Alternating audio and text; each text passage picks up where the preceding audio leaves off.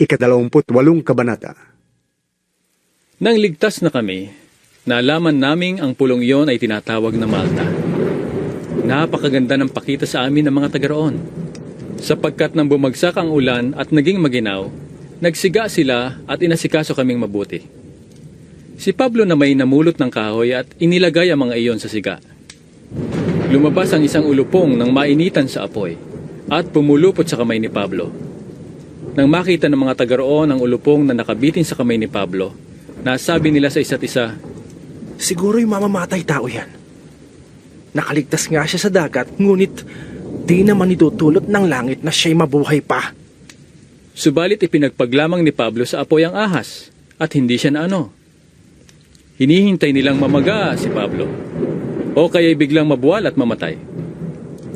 Nang matagal na silang naghihintay at wala namang nangyayari sa kanya, nagbago sila ng akala. Siya'y isang Diyos.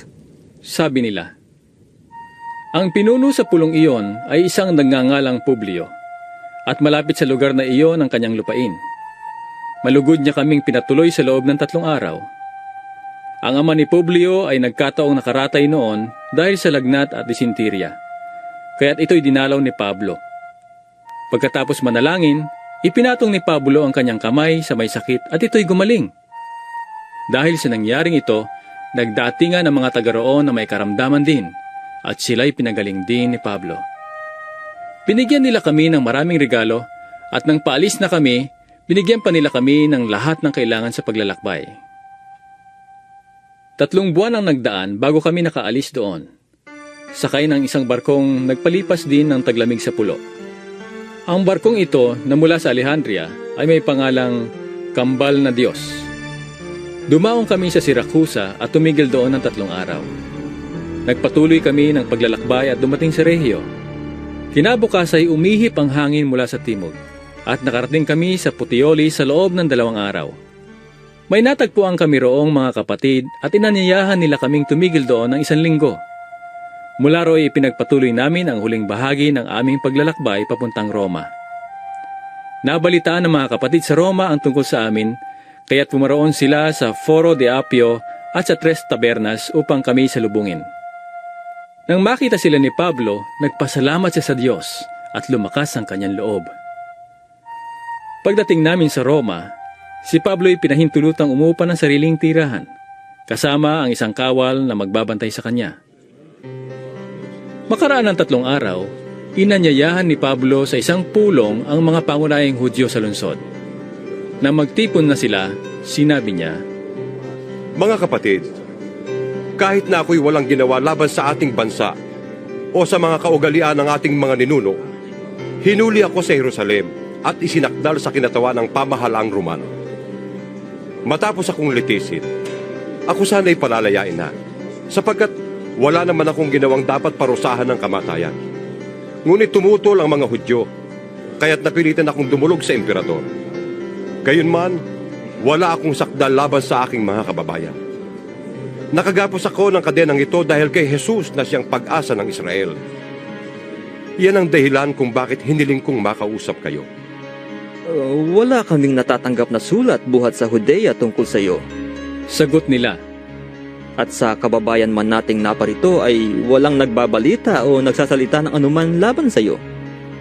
Gayunman, ibig naming mapakinggan kung ano ang masasabi mo sapagkat alam naming kahit sa ay marami ang sinasabi ng mga tao laban sa sektang ito. Kaya't nagtakda sila ng 1 araw. At maraming pumunta sa tinitirhan ni Pablo pagdating ng araw na iyon. Maghapon siya nagpaliwanag sa kanila at nagpatotoo tungkol sa paghahari ng Diyos. Sa pamamagitan ng kautusan ni Moises at ng mga sinulat na mga propeta, sinikap niyang papaniwalain sila kay Jesus. May naniwala at may hindi sa kanyang sinabi. Kaya't nang hindi sila magkaisa, sila'y umalis matapos sabihin ni Pablo ang ganitong pangungusap. Tama ang sinabi ng Espiritu Santo sa inyong mga ninuno sa pamamagitan ni Propeta Isaias. Pumaroong ka sa mga taong ito at sabihin mo sa kanila, makinig man kayo ng makinig, hindi kayo makakaunawa. At tumingin man kayo ng tumingin, hindi kayo makakakita. Sapagkat naging mapurol ang isip ng mga taong ito. Mahirap makarinig ang kanilang mga tainga. at ipinikit nila ang kanilang mga mata, sapagkat ayaw nilang makakita ang kanilang mga mata, makarinig ang kanilang mga tainga, makaunawa ang kanilang mga isip at magbalik loob sa akin, at pagagalingin ko sila, sabi ng Panginoon. Sinabi ni Pablo, Sinasabi ko sa inyo, ipinahayag na sa mga hintil ang kaligtasang ito na mula sa Diyos, at diringgin nila ito. humigit kumulang sa 2 taon na si Pablo ay nanirahan sa Roma, sa bahay na kanyang inuupahan, at tinatanggap niya ang lahat na pumupunta sa kanya. Siya ay buong tapang at malayang nangangaral tungkol sa paghahari ng Diyos at sa Panginoong Hesukristo.